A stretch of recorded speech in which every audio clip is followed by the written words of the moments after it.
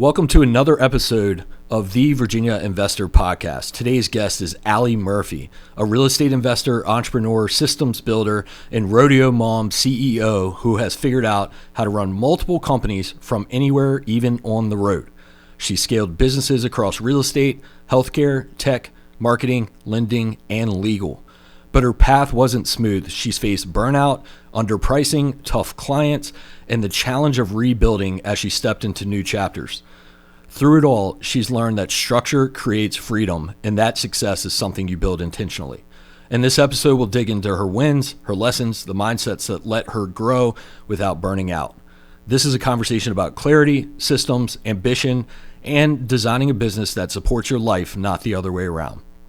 Alie, I have known you for years, and you've always been a hustler. You've just gotten after it. You have a great circle of people around you, an awesome network.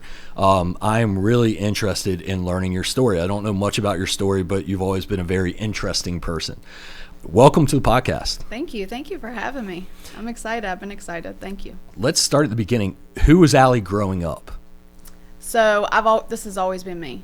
I've always been an entrepreneur since I was little. Awesome. I trained horses. I gave riding lessons. We would rescue horses and, we would rehab them and bring them back, and then we'd sell them. That was me. I was always kind of hustling. Where'd you grow up? In New Kent. Okay, cool. Yep. So you've been located close to here for a while. Yep, I haven't gone far. Awesome.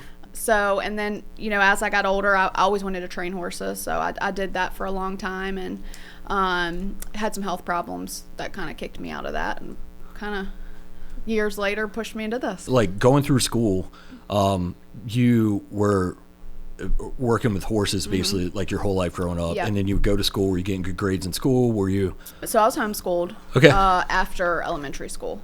How was that experience? It wasn't for me. I think I would have excelled in school, but I think everybody has their own thing, right? So school wasn't important to me. Horses were. What was the decision to homeschool you? My parents didn't want their religion, and they didn't want me in the public school. Like the outside influence? Yeah. Yeah, which is, something as a parent you need to consider, because especially in today's world. Like, Yeah. I have a 3-year-old and a 5-year-old, and I absolutely consider, like, I grew up in public schools, and I love the interactions that I had and that I learned from. Some were absolutely brutal and nasty interactions, but it helped me deal with things that I have to deal with later in life. Yeah, probably especially in your business. Especially. But I look at that and I'm like, is there a way to get those interactions a different way, or like to learn and things? So I do. I think about that for my own kids. Yeah. Homeschool, school wasn't a priority for me. Making money was a priority for me always. I was, trying to figure out, I wanted to be the best at everything. What drove that? Like, where did that come from? No, my dad owns a business, but I wouldn't say that he is an entrepreneur, but he's happy with what he has, right? Mm-hmm. Like if everything's going good, he's happy with that. Where I'm like, well, I want to be better. I don't need to be better than you. I want to be better than I was yesterday. Right. So and he's just like, things are going great. I'm just going to stay right here. That's right. But I don't know if I got my entrepreneur spirit from him, because he's owned a business for 30 plus years, but I don't know where it came from. I've always been a hustler, always. Yeah. Sometimes I'm jealous of the people that are just happy with where they are, because the stress and the anxiety that comes with always needing to, you realize you can make a bigger impact. Yep. And you realize you're capable of making a bigger impact. And for me, it's painful to think, what if I don't make an impact that I could have made? Yeah. And it haunts me. What happens when what's left behind when you're gone? Like, what was, what's going to be the point of what did you leave and behind? Is it significant enough? Yeah. Like, is that legacy, is that impact in this world significant enough? Yeah. And then you will never stop driving, because especially like that you can do more. Yeah. You just know you can. Absolutely. And man, it's a brutal thing, but sometimes you kind of wish you could just be that person that's like, okay, I've made it to X financial position and X family position, and we're happy. That's difficult. Now I think that's a lot of entrepreneurs struggle with that. Oh yes. So you see this kind of, your father owns a business, you're growing up, you're getting homeschooled. You said it wasn't for you? I needed more structure. Got it. I mean, any entrepreneur, I think, looking back, I'm like, I think we're all like that. Yeah. But for me, if I was going to excel in school, I would have needed more structure. Got it. So. But I assume, did you make it through high school? Oh, yeah, I graduated high graduated. school? Yeah, And then did you go to college? No, I did go to college but I didn't finish. I went to college to be a teacher so I could Good. travel So you the saved road, money on student loans and everything else. Yeah. Yeah. How long did you go to college? 2 years on and off. Okay, you beat me. I went a semester. Okay. I actually can't remember if I went 2 semesters or 1. That's how checked out I was. I remember sitting in the parking lot. I'd drive to school. I sit in the parking lot and be like, I'm not going to go in today. And then I'd just go, do something else, which is ridiculous looking back. But So I would wake up. I went to VCU, and I lived in Chesterfield at the time. And I drove. My dad's going to listen to this probably, so he's probably not going to be too happy. But I paid for my college, so it wasn't his money. But I would wake up and I drove to the parking deck, parked, and then would sleep. And then just be like, I'm really not feeling it, and just go.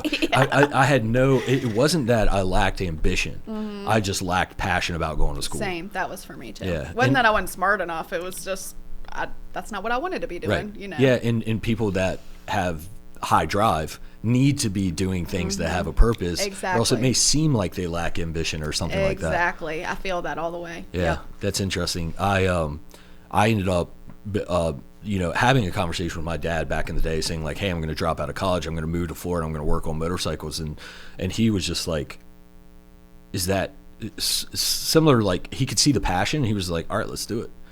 And I'm like, okay. But the thing is like I was going nowhere in college. I just had no ambition to do it. I was done. I didn't want to do it at all. So I got my CNA, which is Certified Nursing Assistant Certificate. And I think I made it through that. And it was like 8 weeks, I think. Right. The only reason I think I made it through is because my sister and I did it together. Interesting. Yeah. And we had the best time. But I think for me to go do it, I had a reason. Like I could see her and like we could hang out. But, and I'm very passionate about my family. So I think really that's the only reason why I could finish something like that. So after school, that's what you did is got your CNA and you went into the healthcare industry. I did. And you were there for a while. Like what was it just a means to get a paycheck, or did you have some sort of like passion for that industry? No. So my passion was horses. Yeah, so it was a means to do things I with needed horses. to be able to figure out how to pay for what I wanted to do. And I will say I have 2 doctors in my family, nurses, like very much in the healthcare field. And I thought being a doctor, I actually feel like I have some natural ability with healthcare type stuff. So I feel like honestly I could probably go back to school now and become a doctor. But I know that's not my real passion, so I'd probably do it and be like, okay, I did it, and just move on. So I enjoyed being in healthcare. I really did. I enjoyed patient care so much, and I was actually really passionate about the care. Right. But it just wasn't. Became a means to end. I mean, that's just what it was. What sort of work were you doing? So when I first started, I was bathing, changing sheets, just taking care of patients in a rehab facility.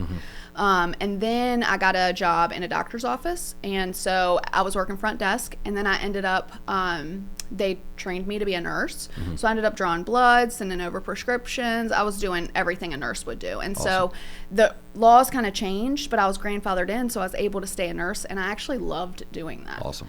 But and I was a 9 to 5, so I could go home and ride and do all the things I wanted to do, versus when I worked in the hospital, I was working overnight. Just So talk to me about horses a little bit, like as someone who doesn't know anything about horses and what that lifestyle is like. What does that look like? Because when we say like, I just wanted to be with the horses and do things with horses, to me, it's like you can go, you take care of them, and then you can ride them and you can enjoy them in that fashion. But I know there's tons of different like sports and there's rodeos and there's all kinds of different things that you can do with horses. But what did that look like in your capacity, speaking to someone who knows nothing about that world? Yeah, so growing up, I was showing horses. I was working under people, had some really great mentors. But as I got older, I really got into rodeo, which is barrel racing and roping. Okay. And that's what our kids do now. Awesome. And then Corey, my husband, roped his whole life. Cool. So it kind of, awesome. it kind of meshed for us. I mean, we both wanted the same things. We didn't get married till later on in life. We were both married before, and then him and I ended up getting married later on. But now we just focus on the girls. So we're hoping in the next couple years maybe we can start kind of getting back into it. I've started a little bit now. We also buy horses, bring them along, get them going really good, and then we'll sell them. Awesome. So we got, we get to enjoy it a lot. We're out there every day with the girls practicing. That's so, sweet. Yeah. I mean, it sounds like a lot of fun. And you're outside. You're doing something. It's physically Or we're active. on the road. Like I was telling you before, we're home 1 day out of 10 days, typically. That's insane. Starting March-ish. And then right now we're on a break until middle of January probably. Are you going all over the nation? Mm-hmm. Wow. Yep, we are.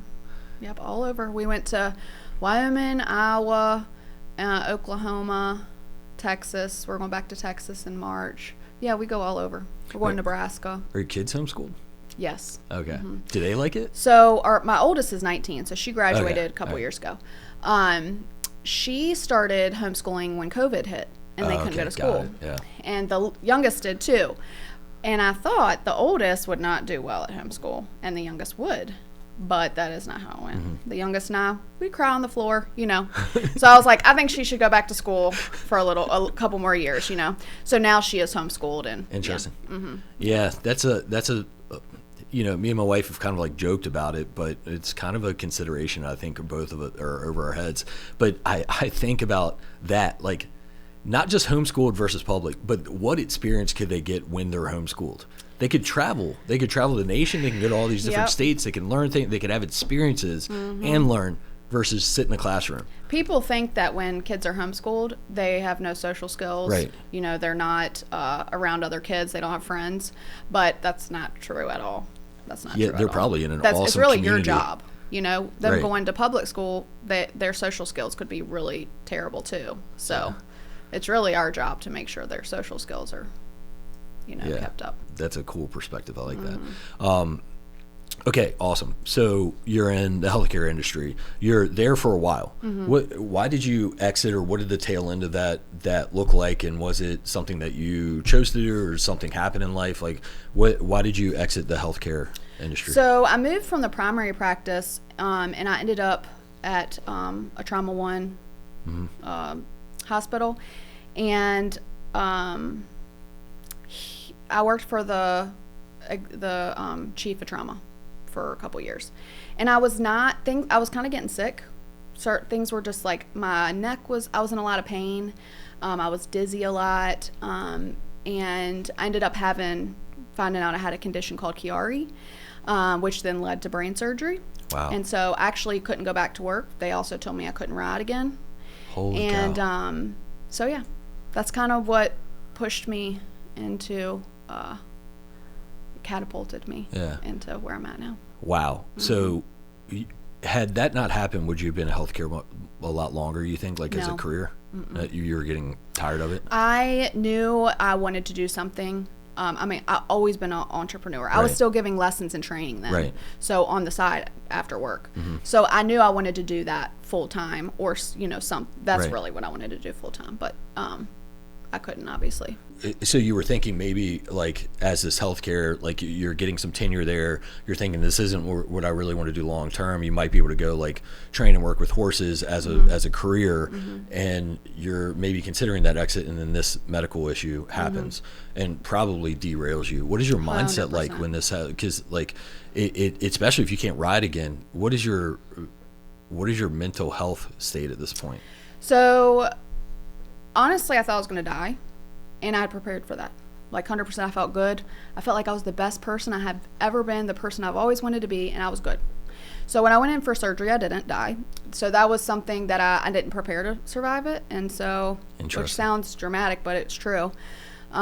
So when I did, I had to there was a lot of trauma that had come back from the surgery.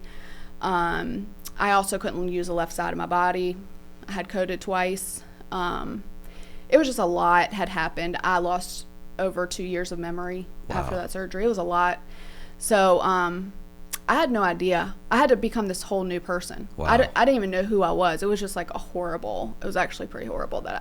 to me, I didn't want to survive at that point. I was like, I was fine then. Now I don't even know who I am. Right. You know, so, yeah. Wow. How old were you? It was 2018. Wow. That's crazy. So it was probably sometime right before we met, like a year or two, right? And I would have never known. Yeah. Yep. That's right, actually. Yeah. Because we probably started becoming familiar with each other like 2019-ish, 2020-ish. That would be the right timeline.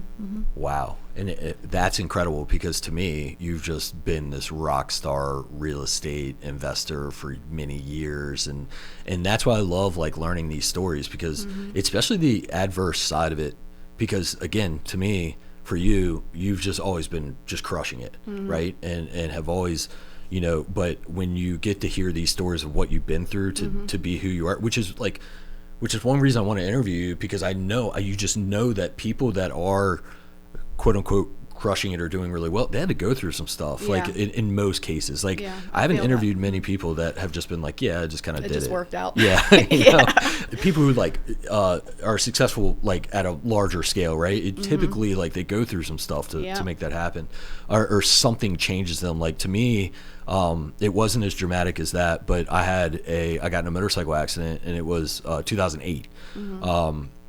And I had somewhere around like a 20% chance of living. And it had all kinds of, I had TBI and all kinds of like knocked all my teeth out, and had like had surgeries, and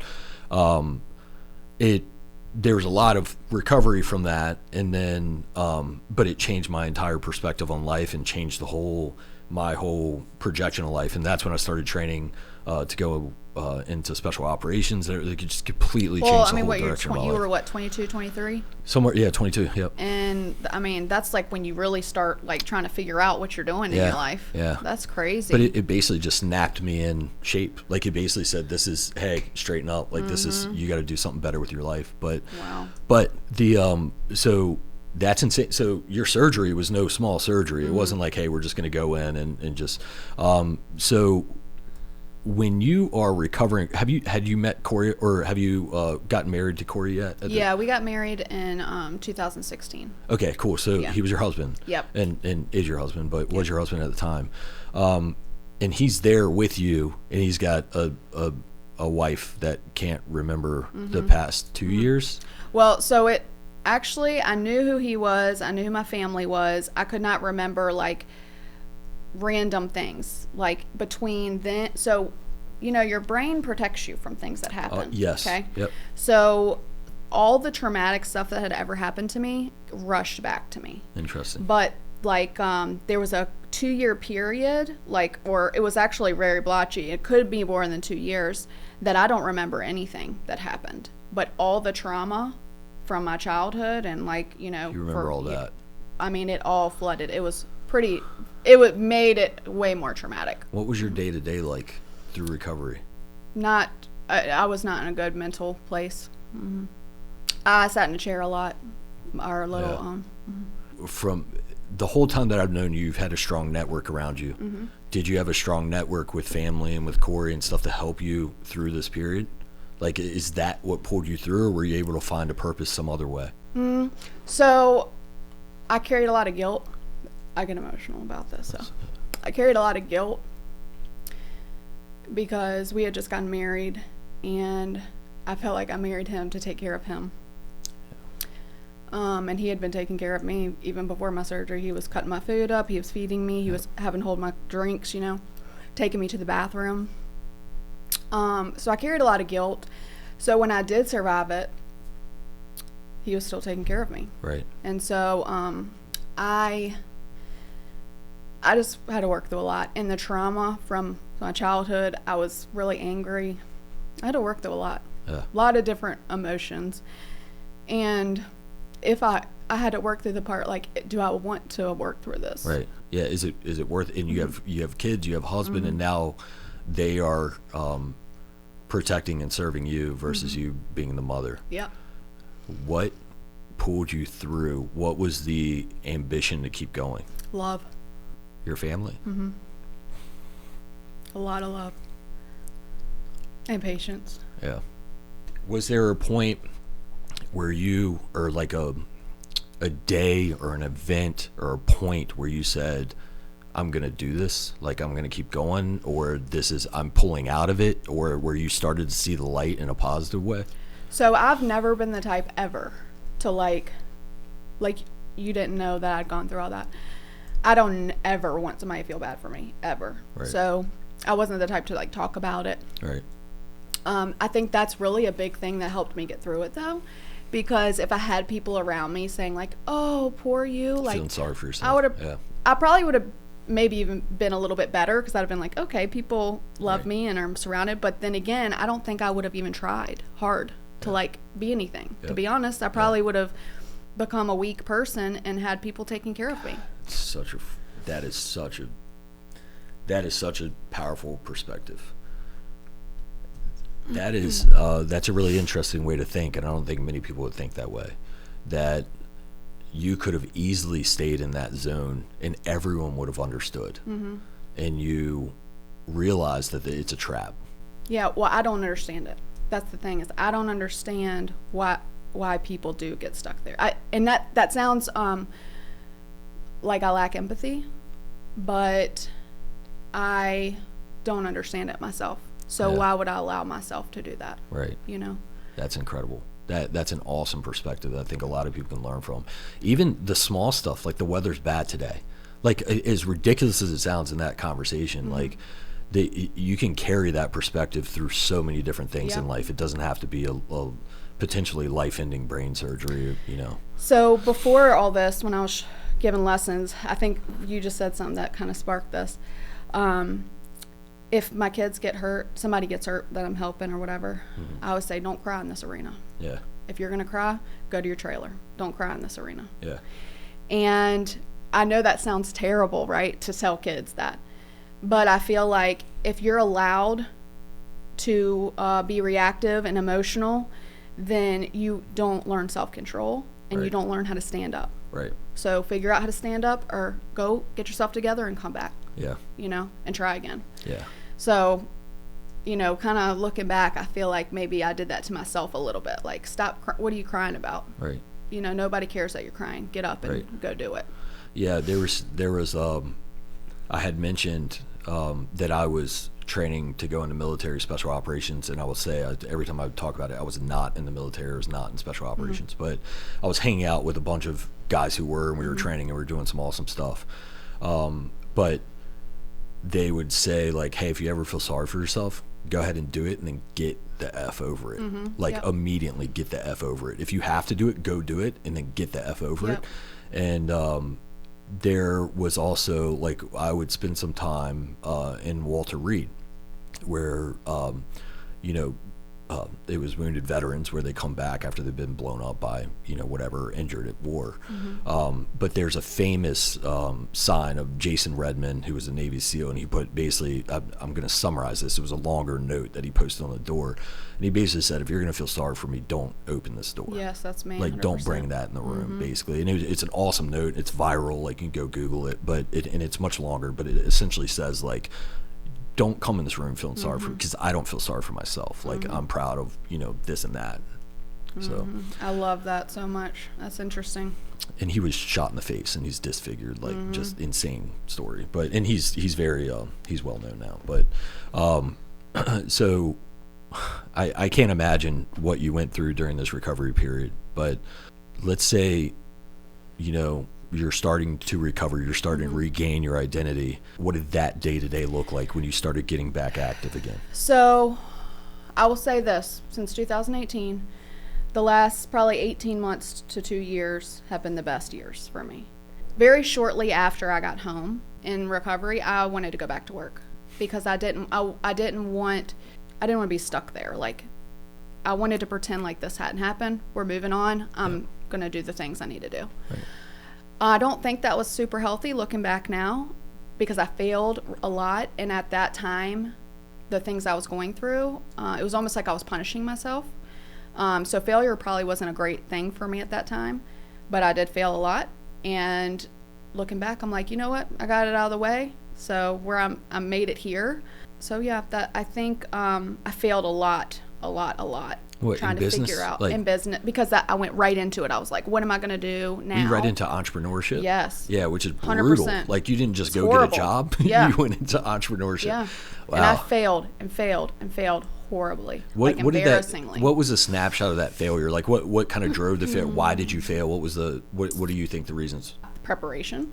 Yeah. Because I was like, I was carrying guilt around because Corey was having to take care of me financially, physically, all the things. So I was like, I'm going to pick this up and I'm going to take care of us financially, you know.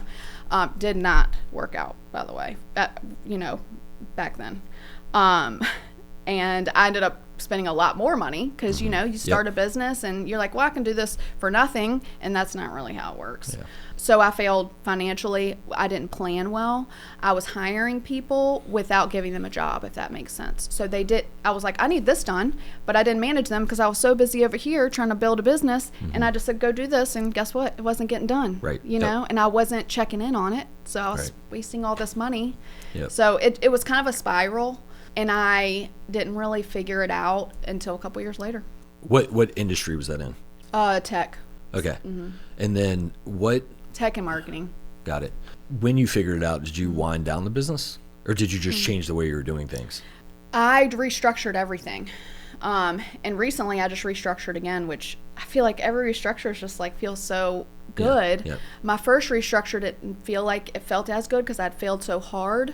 But I restructured, came back, failed a little bit more, but I actually started making money, but still was failing quite a bit. And then, it's like I just kept restructuring and like getting better and better. Every year I feel like, okay, this year I'm really so much better than I was last year. Like I'm there, and then the next year I'm like, last year I sucked, but I'm really good this year. So so yeah, that's kind of how like it's progressed, for me. That's interesting you say that. Like it's, you look at where you are today, 4 years ago, if 4 years ago you look at where you are today, you would be like, holy cow, like she's made it. But like where you are today, you're like, oh, I'm not there yet. It's just so weird how that works. Where it's like you're never going to reach that point where you made it.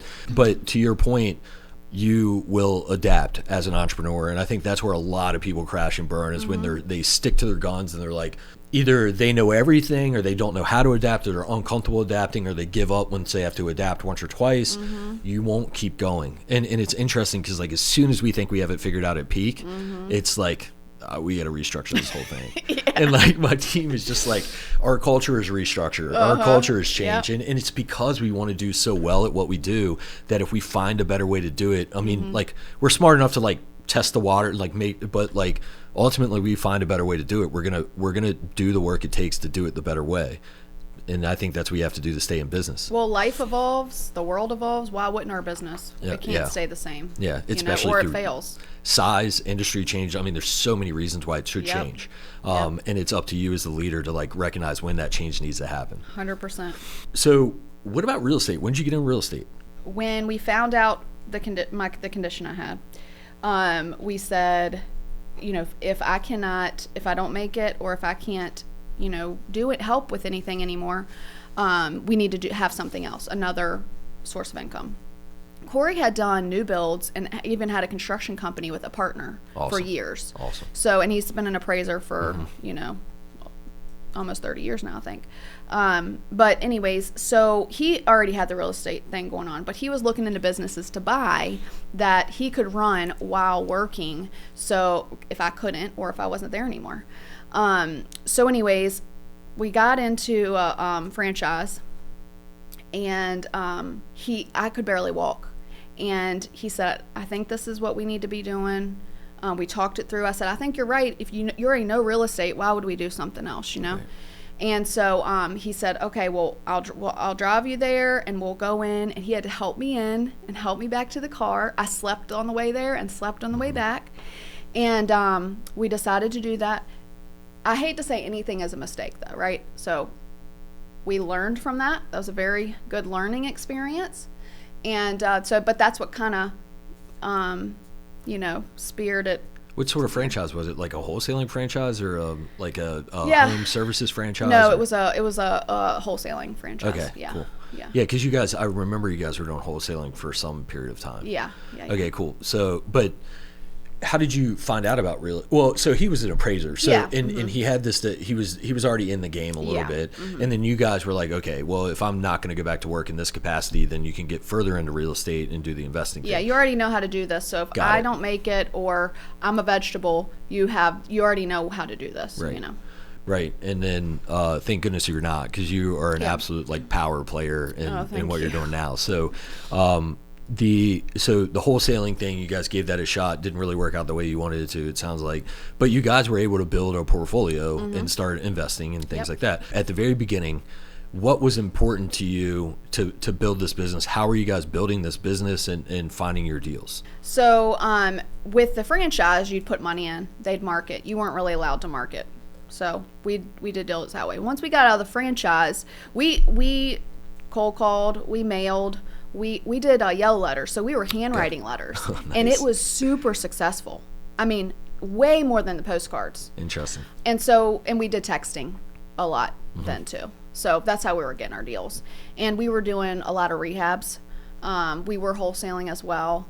And then we had a couple rentals. We didn't really grow our rentals very much because we just needed cash to come in. So yeah. When did network become important to you? Immediately. Why was it? Why did you feel just to find? Did you like, hey, we need more deals? We didn't know anyone. Like, we didn't know anyone, or I hate to say we didn't know anything, but he didn't wholesale. We didn't even know. You know, we were watching YouTube and like meeting at night and saying like, did you hear about, trying to, and lending, and like, oh wait, maybe we could lend. And when you first get into it, you're like, we could do all the things. You go to a conference and there's somebody speaking on everything, and you're like, we could do it all. Airbnb arbitrage and all of these different everything things. that don't go together, right? And so you go home and you want to build this big team, and never works. Never works. So we did all that. We did all the things and realized they don't all work for everyone, and especially when you're doing all of them at the same time. Yeah. So we learned that very quickly. We also realized what we wanted for ourselves, which is really important now. We travel all the time, and we were getting calls from rentals when we were traveling, and we couldn't really do anything about it. The second time we were on the road in Texas, we got a call. I can't remember what it was, but it was about our rental. And I said, we need to do something different. We can't do this. It's too stressful to be on the road and have rentals, people calling. Even, put them with a rental company, you would still have to call and say, hey, can we, spend $12,000 for whatever? And that was just too much to think about, So we did pivot from there. Yeah. And what did you do from there? So we were wholesaling. We weren't rehabbing anymore. I was like, Corey loves to rehab, but rehabbing is the same way. You have to be there and have it finished, or you're going to have this huge loan payment, So we started wholesaling, going back to the basics, wholesaling. And Corey flips land now. He loves it. And he's going to start doing some new builds. He loves that stuff, and I'm totally fine with it as long as it doesn't interfere with our freedom, because we have finally gotten to the point where we could create that for ourselves. I don't want to ever go back to like having to, oh my gosh, the phone's gonna call, that the renter's gonna call or whatever. Yeah, it creates anxiety when you don't know what the next minute will hold and how serious it's going to be. And when you're looking at your phone, the phone rings and you have immediate anxiety, that's not a fun place to be. And that's, with rehabs, it's the same way. You have contractors who aren't showing up, inspector, whatever. It's just, there's just so much, and that doesn't fit into what we want for ourselves. How are you guys able to stay active in the business while you're traveling? It's all online. Corey, he makes the calls when he wants to. Actually, our oldest is working for us, so she does a lot of the marketing now. And we can all travel together and do all the things together, and that's exactly what the kind of freedom we want. None of us don't want to not work. Does that make sense? Like, we all love to work, but we want to be able to enjoy it and not resent it either, or miss out on, being with our family. And you're very much like a structure and process person, from what I understand. So you have probably put systems and processes in place to operate whatever organizations, you're going to operate from the road exactly how you want to do Yep.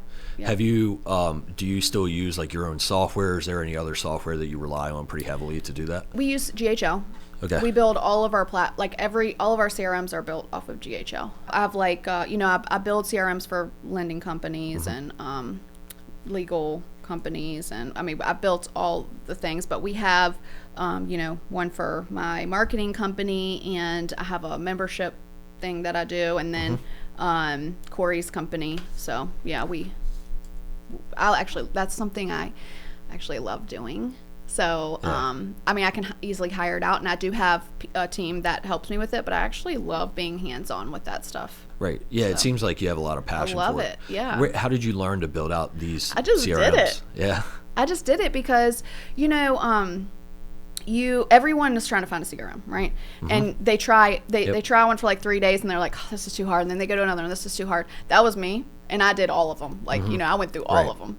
So finally I was like, I need to sit down and figure out how to make this work, and I just did it. I put in a lot of time, non-paid time, right, and did it. Yeah. Do you still offer a CRM? I do. What's that called? FinishGreen. Okay, so you still have that. I do. Okay, yep. Awesome. It's restructured though, which is when I just restructured it the beginning of this year, man, it gave me so much more freedom. It was amazing. What was that restructure look like? What did you do? So we had an agency with FinishGreen, and I closed down the agency part, and now we do custom builds, and then we provide the support for those custom builds. Okay. So people have the CRM on their own. So if they decide, we don't need support anymore, we're good, we can run this. Or if they want someone else to run it, it's not under us anymore. We don't have to try to move it over to someone else. It's theirs. So it's less responsibility on us, and it gives them more freedom as well. So who would a user be? What is your clientele that would sign up to use the CRM? So the thing is it's very budget friendly. If you're wanting to do it on your own, it's very budget friendly. Really, anyone who wants to start a business, anyone who already has a business that is on Google Sheets and doing everything on Google Sheets, anyone who's doing manual emails, manual texting, any of that is definitely. I mean, this will take hours off your week if you're doing manual anything with marketing. That's awesome. So it's literally a process software. Yep. Okay, so I was still under the impression that maybe it's because I'd used it in the past, and it was I don't even remember what I was doing. I was trying to find real estate, getting leads, and I was sorting out the leads and setting up processes for some sort of wholesaling system. But I was under the impression it was just for real estate oriented, but it sounds like, and from what I remember now that you say it, you're just building out processes in there and just sorting out the automations and things like that. Exactly. That's pretty cool. Exactly. That's awesome. So people do them for gyms. I mean, you can do it, and you can receive and make calls where a couple years ago you couldn't. So it's evolved so much. Let's talk business community. Talk to me about that. So that's, I think, my end game. Okay. All right.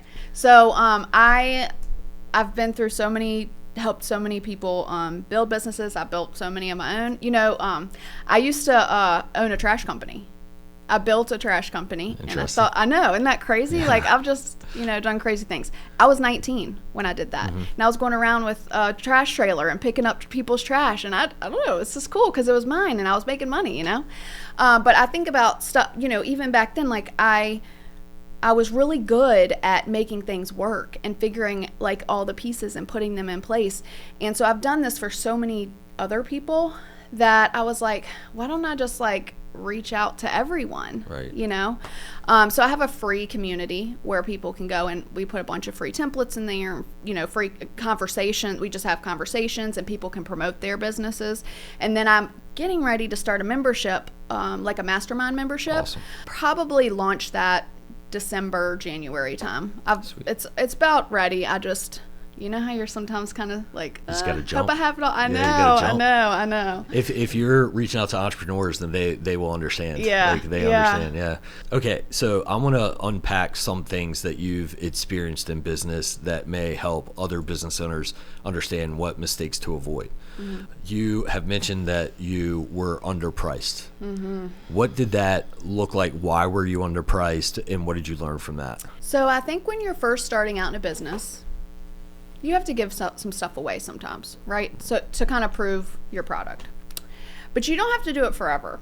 Once you prove it, you can like start charging. So that's where I messed up big time. So I was giving things away to people who knew me, and I think they started coming to me because they knew that they could get a good discount. And that's my fault, not theirs. You know, I wasn't setting those boundaries. I wasn't setting those expectations. And so I did start resenting a lot of the work I was doing because, you know, maybe they would have me do it for a little while and then they'd end up going to pay somebody, you know, triple what they were paying me. And so I realized something just clicked one day. Actually, I went to Sweetheart Mastermind. Okay. And I went, listen, this is crazy. This is a crazy boost. I went from charging $150 to $2,500. Wow. That's the jump I made. From when I got there at $150, I left, and while I was there over the weekend at night, I was changing everything. Yeah. And now, you know, so anyways, yeah, it was a big jump. Those were for builds back then. Right. You know, yeah. So it changed everything for me. Yeah. And sometimes, you know, I had people say like, you are not charging enough. Mm-hmm. Sometimes it just takes the right tone or, you know, whatever for something to click. So, yeah, I was definitely undercharging. You have to believe in your product. Too, exactly. Because especially if you're creating it from scratch, it still feels like scratch to you. But like someone else who signs up for it, they get a lot of benefit from it. It's going to help them get off the ground to where they can go spend a lot more money on another project. And you want to be that end game. Maybe you have different tiers or something like that. But if you believe in if you believe in the value that you bring, you have to charge for it. And I think the discount companies, it's a race to the bottom. 100%. In the past, like I had worked in sports performance facilities, and these are $400 monthly memberships. And I remember there were potential clients that would walk in and say, "Hey, look, I'm signing up. Me and my 3 kids. I'll give you $300 per member." And I'm like, no. Yeah. Like you see all the professional athletes on the wall that we've trained, like, no, this is the highest level training that you can get in this, you know, in the state or whatever. And they would come in, okay, I'll give you, you know, I'll sign up 6 people for $350. I'm sorry. Yeah. And then when we got to Peak, like, of course, with Peak, our structure, we can customize a lot based on the asset type and the size of portfolio and everything like that. But the important thing is that we know what value we bring. And if we discounted that, we wouldn't be able to bring that value. We wouldn't be able to afford the type of people that we have on the team, the amount of people we have on the team, the resources, the tools, the software. The tenants wouldn't have the same experience. So like, and discounting all of this. Yeah, we're not doing anything good for ourselves just to get the numbers, just to get the volume of clients. It doesn't make any. I would rather have, and that's why we turned down 4,000 units in our first 4 years of business versus my ego saying, yeah, we managed 4,000 units. I would rather manage 400 of the right units and the right asset. So something like that would lead to burnout. It would lead to Big time. Just absolutely not wanting to do it anymore. I wasn't enjoying it. Like I was telling you, I enjoy building them now. I did not enjoy it. I wanted out. But then I was like, that's not my income right now. And you know what I'm trying to do is, you know, so I just refused to give it up. But I was actually causing more pain when I refused to pivot. I just was like, I'm pushing through this. But that's not always the way to do it. I mean, I'm not saying quit. I'm saying pivot, you know. And it took a while for me to figure out the pivot. Right. Yeah, to figure it out or to figure out that you needed to? I knew I needed to do something different. I just don't know. I was so deep in that I couldn't even think about trying to try something different. I was just so deep into it. Right. Yeah, and we will say a lot at Peak, like we have to get out of the Peak bubble. We can't stay in our brains here at Peak because everything, if you're just surrounded and drowning in everything Peak, you won't see the writing on the wall of like what's happening in the industry around the nation or just in the state. Big time. And so if you step out of whatever you're doing, become detached from it, and then think about it from a high level and forget everything internal, you sometimes can see the decisions that you have to make pretty easily.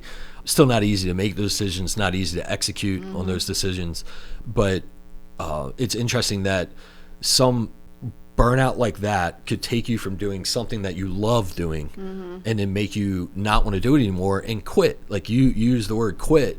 To me, a lot of people will rationalize not doing what they love doing or not putting in the effort to fix whatever they're doing will rationalize it, and then they'll quit. It's the way of quitting. Yep. But that's obviously not in your, I mean, it's clearly not in your quitting DNA. isn't my thing. Yeah. No. And burnout also, to me, I will describe burnout as losing sight of the bigger picture. Yep. If you just can keep the bigger picture in mind, you will not You'll get figure burnout. out how to get there. Right.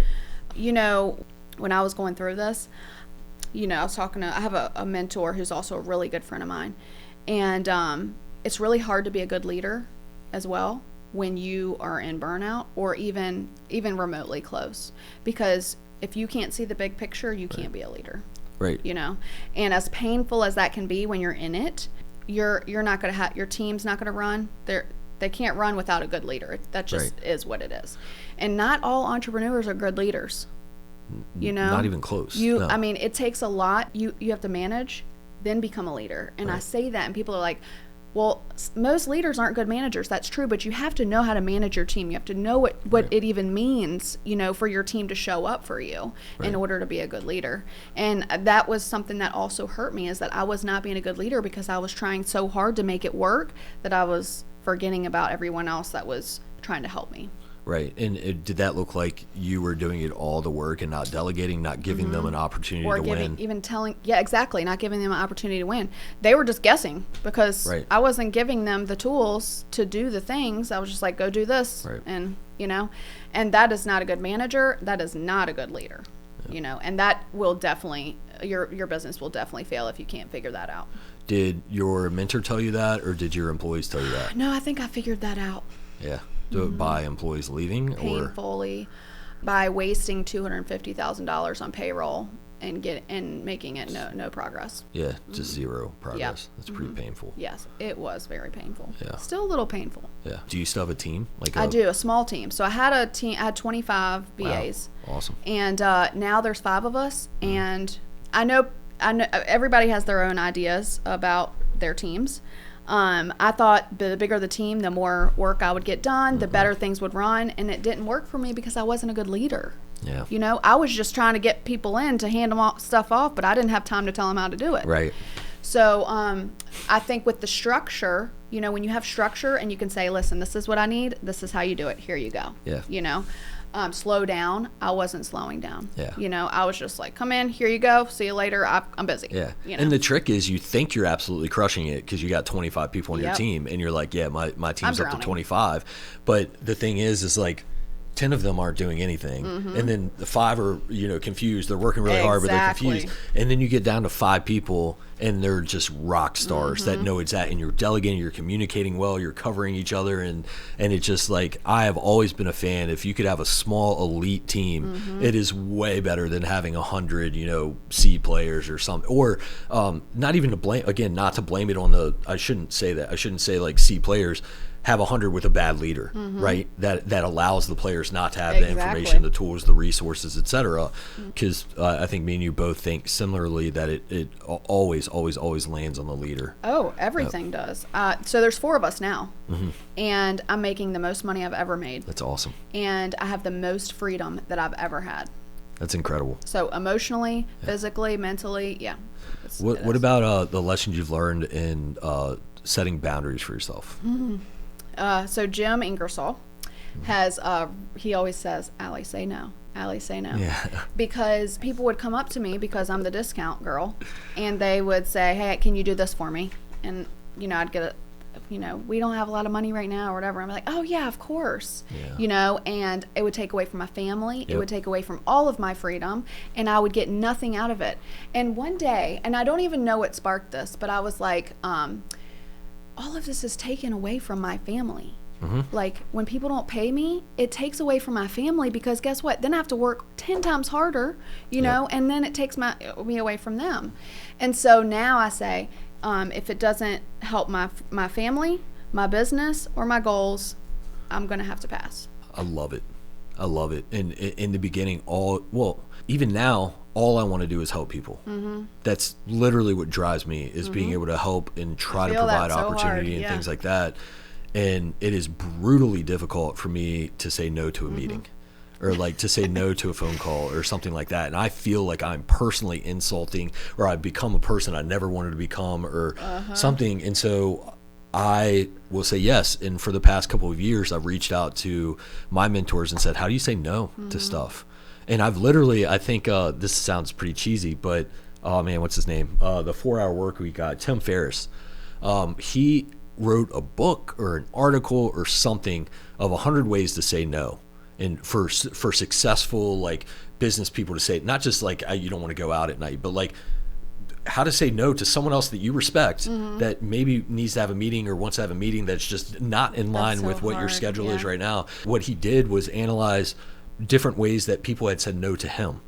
So when he would reach out to really powerful people and invite them on his podcast because he's a celebrity, they would say no, but he would get rejected and they would say no, it's I've planned this quarter to focus on this and it's just not my focus this quarter. I'm not going to, whatever. But then he would dissect that and be like, okay, they did it in a nice way. He used this. I don't feel offended. And then he would add it to the list. I love that. And so it's been a couple of years now, but I looked at that list a while back and was like, man, this is a way you can do it. Like you cannot just get run over by everyone because everyone will see that you are willing to help them and they'll run over you. So the worst thing about me, which is, it's a gift, but then it sounds like very similar to you, but it can really hurt me and it hurt me more than it helped, which was not being able to say no. Yeah. I mean, I never could say no because I wanted to help these people and I wanted them to be successful and didn't think about myself 100%. Or my family. Yep, 100%. And I mean, now I'm really good at saying no. Like I work Tuesday, Wednesday, Thursday, 10 to 2. And if you want to contact me after that, outside of those hours, you can schedule a call from 10 to 2 Tuesday, 10 to 2 Tuesday, Wednesday, Thursday. Yeah. That's the best. And so very similarly, I don't take meetings Mondays and Fridays. And I'm not 10 to 2 on the other days, but I've loaded up my other days with like my team, support tools, resources, meetings, whatever needs to happen. But I still have good family time. Like I still get home on time for my kids, my family those days. Oh, I work outside of those hours. I just don't take calls. Right. Which is important because like it's hard to manage everything you have going on in that time frame that you've laid out, but you control your mind and what you're thinking about and how deep you go into work or not work at all. Take a nap, or maybe not a nap, but like go ride horses or something. Do whatever you want to do. You can control that, and that's what's important. It is rare. There's probably 5 people that can call me right now that I'll answer if they just call me. The calls have to be scheduled. And again, like I feel weird kind of saying this because I'm not like that I'm not better than anyone. I know. But it's just you get to a point where you realize it's them or it's my family. Yes, 100%. That's a pretty wild wake up when that's exactly my mindset. It's them or my family. Right. And now it's my family. Yeah. And I didn't know how before to create that boundary.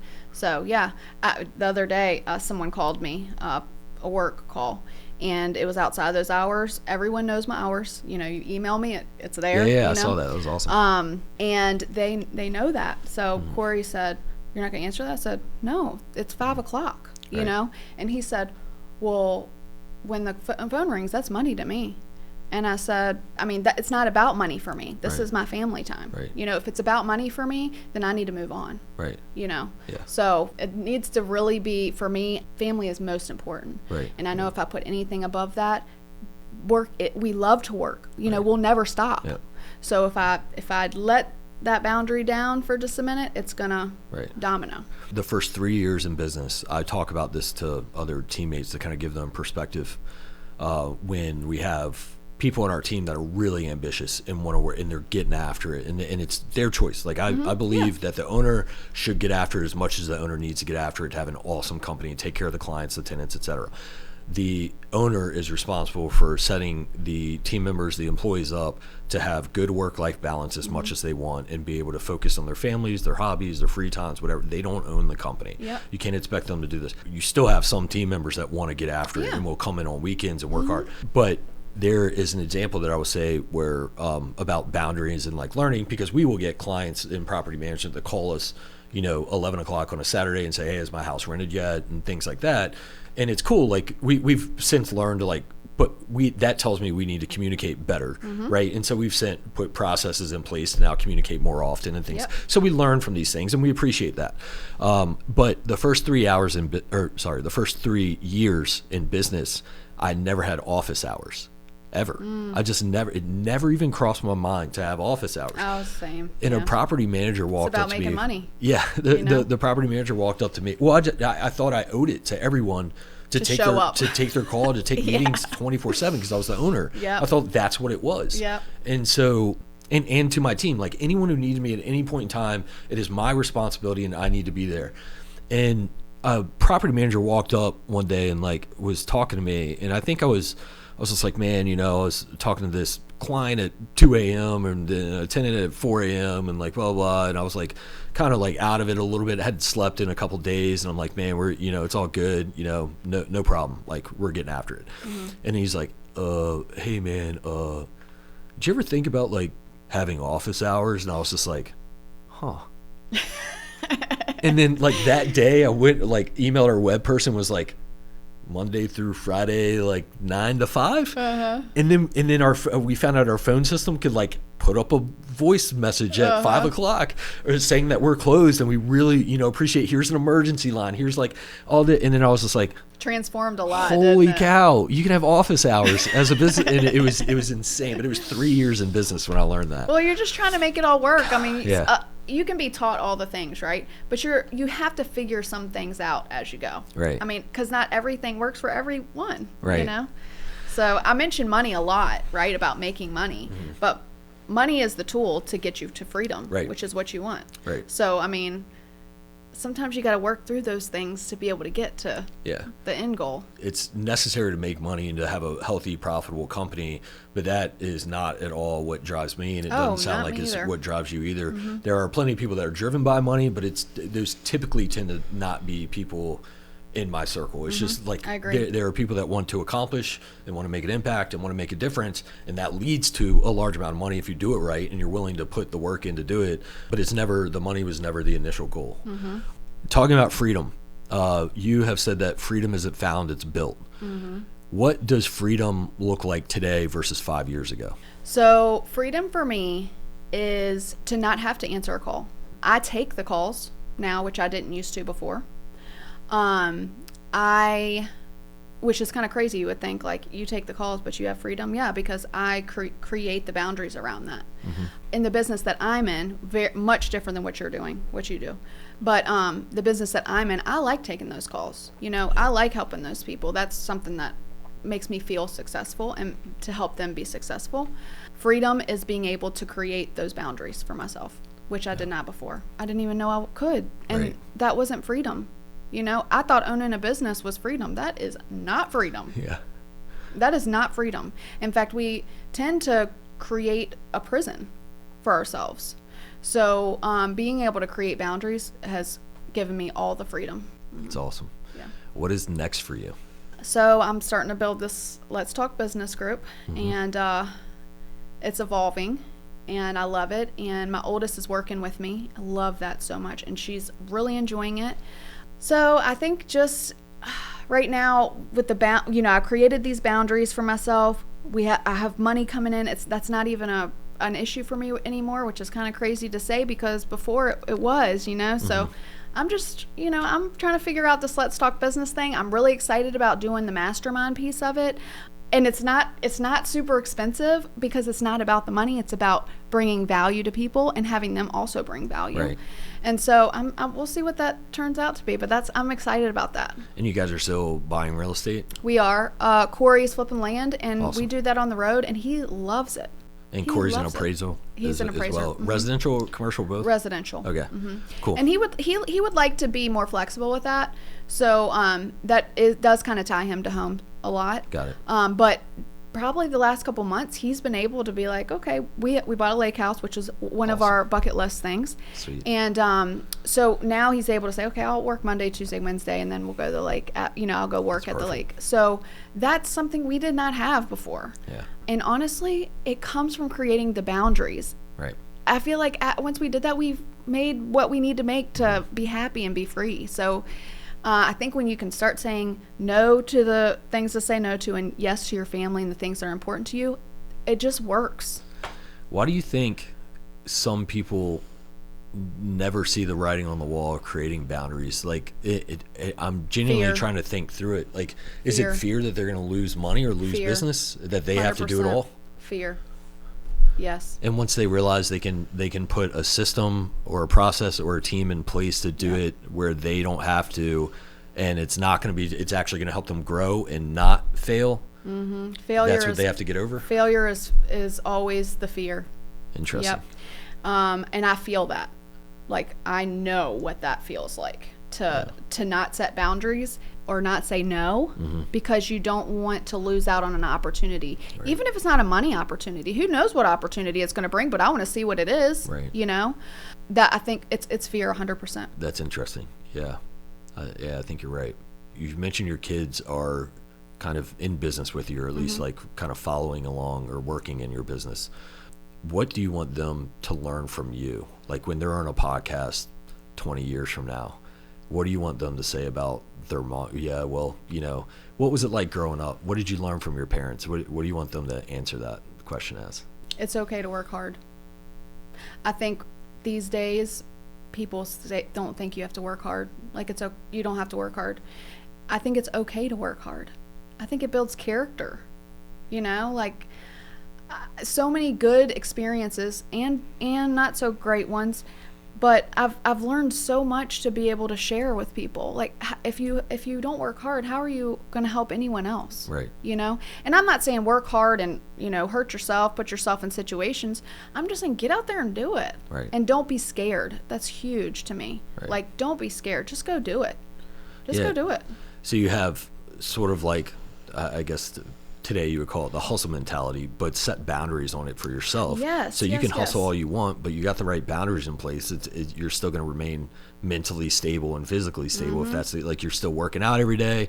You're still setting boundaries of how much you work each day or what type of work you do each day. You can still hustle all you want. Yeah. Know your worth, provide the value, because some people think that they're worth a lot and they don't provide the value. So make sure you're balancing that out, you know, provide the value, know your worth, and, you know, work hard. Just do it. Don't be scared. Just do it. If it doesn't work out, pivot. Do something else, you know.